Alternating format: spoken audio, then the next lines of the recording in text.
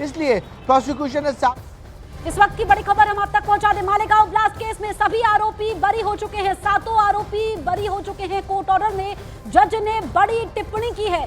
Court order में जो जज की टिप्पणी आई है, आतंकवाद का कोई धर्म नहीं होता, ये इसलिए क्योंकि इस पूरे केस को भगवा आतंकवाद का नाम दिया गया और ऐसे तमाम बयान सामने आए। ऐसे में कोर्ट ऑर्डर में जज ने बड़ी टिप्पणी की है कि आतंकवाद का कोई धर्म नहीं होता। ये बहुत बड़ी टिप्पणी है। जज ने यह भी कहा कि शक के आधार पर किसी को सजा नहीं दी जा सकती है, कोई सबूत नहीं मिले हैं 7 आरोपियों के खिलाफ और इनको बरी किया गया। साध्वी प्रज्ञा ठाकुर जो कि आरोपी थी वो कोर्ट में मौजूद थी। कोर्ट ऑर्डर में जज ने बड़ी टिप्पणी भी की है। अब 7 आरोपियों को जब यहाँ पर रिहा, पहले वो जमानत पर बाहर थे, अब जब वो कोर्ट रूम से बाहर निकलेंगे, परिवार के साथ मौजूद थे, उनका रिएक्शन भी लेंगे। लेकिन मालेगांव ब्लास्ट केस में बड़ी खबर आप तक पहुंचा रहे हैं। कोर्ट ऑर्डर में जज ने बड़ी टिप्पणी की है कि आतंकवाद का कोई धर्म नहीं होता है और इसमें हमने जो हिंदू धर्म गुरु थे उनको भी जोड़ा था। उन्होंने कहा कि यहाँ पर बदनाम करने की ये साजिश थी, पूरा केस प्लांटेड था। विवेक हमारे साथ मौजूद हैं। विवेक, जज की ये विशेष टिप्पणी, आतंकवाद का कोई धर्म नहीं होता।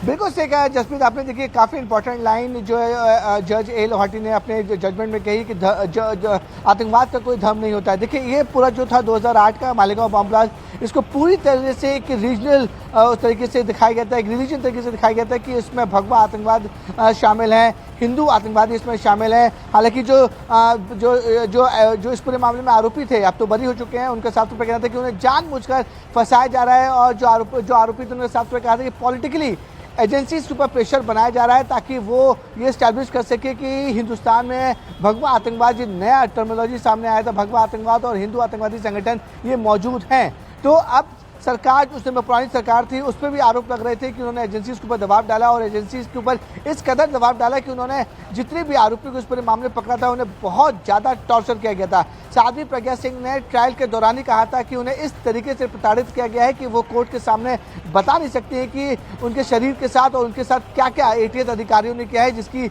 वजह से उनकी अभी तक जो है तबीयत खराब चल रही थी। तो ऐसे बहुत सारे आरोपी हैं, उसमें साफ तौर पर कहा था कि उन्हें लिमिट से ज़्यादा टॉर्चर किया गया था, जिसकी वजह से उनकी मेंटल हेल्थ पर काफ़ी ज़्यादा असर पड़ा। लेकिन इस पूरे मामले में जब ट्रायल लंबा चलता रहा तो ये आरोप और प्रत्यारोप का दौर तो चलता रहा, लेकिन कोर्ट ने जज में साफ तौर पर कहा वो सबूतों के आधार पर जजमेंट देंगे।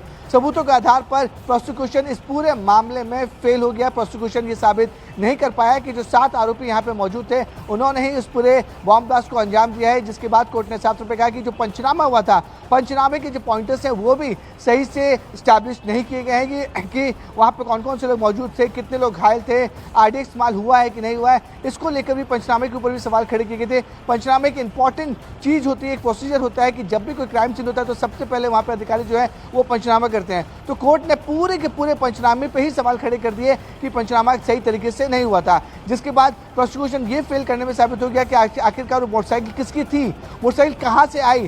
साथ ही साथ प्रोसिक्यूशन ये साबित करने में फेल हो गया कि कोई भी विटनेस है उसने कोर्ट में ये तक नहीं बताया कि आखिरकार ये मोटरसाइकिल किसने रखी थी, रखने के बाद वो कैसा दिखता था, कहाँ चला गया।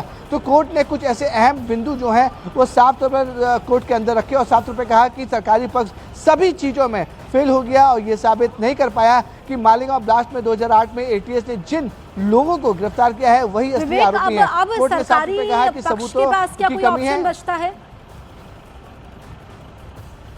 अभी ऑप्शन तो है, अब वो जाके हाई कोर्ट में इसको चैलेंज कर सकते हैं। एक लीगल प्रोसीजर होता है कि जब भी कोई लोअर कोर्ट को जजमेंट देती है कि उनके सरकारी पक्ष के खिलाफ जो जजमेंट देती है तो सरकारी पक्ष या फिर डिफेंस जो है वो हाई कोर्ट यानी कि बॉम्बे हाई कोर्ट में इसको वो पूरे के पूरे जो ऑर्डर है उसको चैलेंज कर सकते हैं। लेकिन जो फाइनल ऑर्डर कॉपी आने में तकरीबन 3 से 4 दिन का समय लग सकता है। लेकिन सरकारी पक्ष का इसमें अनुमान लगाया जा रहा है कि सरकारी पक्ष इस पूरे ऑर्डर को जो है बॉम्बे हाई कोर्ट में जरूर चैलेंज करेगा। जसप्रीत जी, विवेक आप बता रहे हैं कि फाइनल ऑर्डर आने में 4 दिन का समय लग सकता है, ये आपने बोला?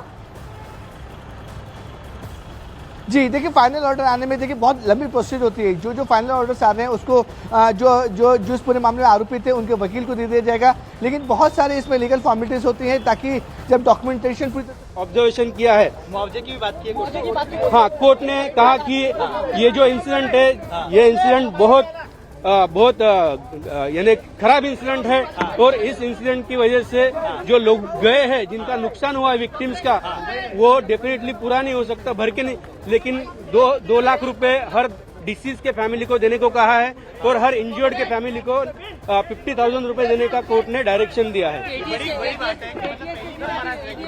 जो अधिकारी जिम्मेदार थे उनके खिलाफ आप लोग अभी आगे क्या करेंगे?